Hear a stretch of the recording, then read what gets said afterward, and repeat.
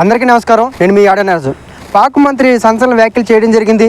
మా దగ్గర 130 అణుబాంబులు ఉన్నాయని కూడా మంత్రి హెచ్చరించడం జరిగింది. ఏదైతే భారత్ పాకిస్తాన్ మధ్య యుద్ధ వాతావరణం నెలకొన్న ఈ సమయంలో పాక్ మంత్రి మా దగ్గర 130 అణుబాంబులు ఉన్నాయని చెప్పి హెచ్చరించడం జరిగింది. అయితే మా దగ్గర ఏమైనా తాటాకు బాంబులు ఉన్నాయా? పాకిస్తాన్ మంత్రి చేసిన వ్యాఖ్యలు ఏవైతే ఉన్నాయో ఇతర దేశాల దగ్గర కూడా ఉంటాయి కదా, మీ దగ్గర ఉండే చెప్పుకోవడం ఏంటి? అయితే ఒకసారి మనం గమనించినట్లయితే మాత్రం పాకిస్తాను ఇది 2025 సంవత్సరం అన్న విషయం మర్చిపోయిందా?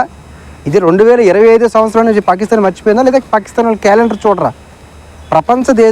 ప్రపంచంలో ఉన్న 192 దేశాలు ఉంటే ఆ ప్రపంచంలో ఉన్న టాప్ మోస్ట్ 5 దేశాలు ఏవైతే 5 దేశాలు ఉన్నాయో బలమైన సైనిక శక్తి కలిగిన దేశాల్లో భారతదేశం కూడా ఒకటి. అది పాకిస్తాన్కి తెలీదా? అర్థం అవ్వట్లేదా? లేకపోతే 2025 క్యాలెండర్ చూడలేదా?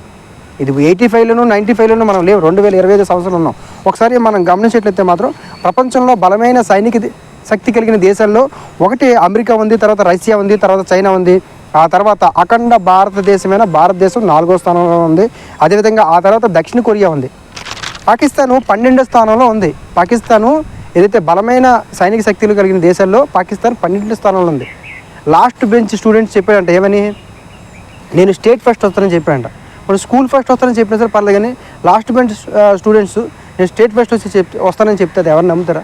కాబట్టి ఏదైతే ఎవరైతే పాకిస్తాన్ సంబంధించిన మంత్రి చేసిన వ్యాఖ్యలు ఏవైతే ఉన్నాయో ఖచ్చితంగా వాళ్ళ యొక్క శక్తి సామర్థ్యాల మీద వాళ్ళకి అవగాహన లేక చేసి ఉంటారని నేను భావిస్తాను. ఎందుకంటే వాళ్ళ శక్తి అంటే వాళ్ళ కెపాసిటీ 2025 సంవత్సరం. 2025 సంవత్సరం అంటే ప్రపంచంలోనే టాప్ మోస్ట్ బలమైన ఏదైతే సైనిక శక్తి కలిగిన దేశాలలో మన భారతదేశం 4వ స్థానంలో ఉంది ప్రపంచంలోనే. అయితే ఒకసారి మనం గమనించినట్లయితే మాత్రం ఈ యొక్క ఎంపిక ఏ రకంగా చేస్తారంటే 60 అంశాలని ప్రతిపాదన తీసుకుంటారు. ఏవైతే బలమైన సైనిక శక్తి కలిగిన దేశాలు ఏంటి అని కౌంట్ చేసేటప్పుడు ఒక 60 అంశాలను ప్రధానంగా తీసుకుంటారు. అందులో సైనిక శక్తి ఏదైతే ఆ దేశానికి సంబంధించిన ఆర్మీ యొక్క కెపాసిటీని చూసుకుంటారు.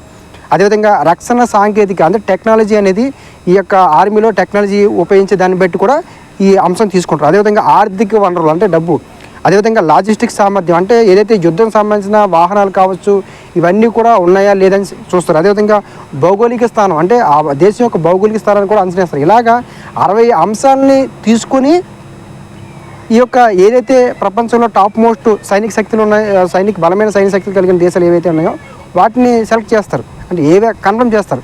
కాబట్టి అలాంటి దాంట్లోనే భారతదేశం 4వ స్థానంలో ఉంది, పాకిస్తాన్ 12వ స్థానంలో ఉంది.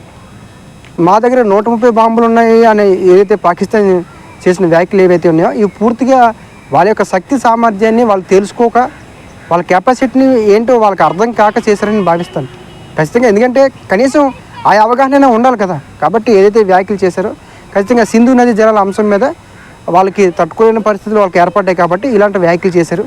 ఖచ్చితంగా ఈ వ్యాఖ్యల పట్ల మన భారత ప్రభుత్వం కూడా ఆల్రెడీ కౌంటర్ ఇస్తుంది. అదేవిధంగా సైనికులు కూడా బలంగా పోరాడే ప్రయత్నాలు అన్నీ చేస్తున్నారు. కాబట్టి మనం కూడా ప్రతి ఒక్క భారతీయుడు కూడా ఈ అంశం మీద ఖచ్చితంగా ఏదైతే కేంద్ర ప్రభుత్వానికి కావచ్చు లేకపోతే ఎవరైతే జవాన్లు ఉన్నారో వాళ్ళందరికీ కూడా మనం సపోర్ట్గా నిలబడాల్సిన అవసరం ఉంది. Thank you.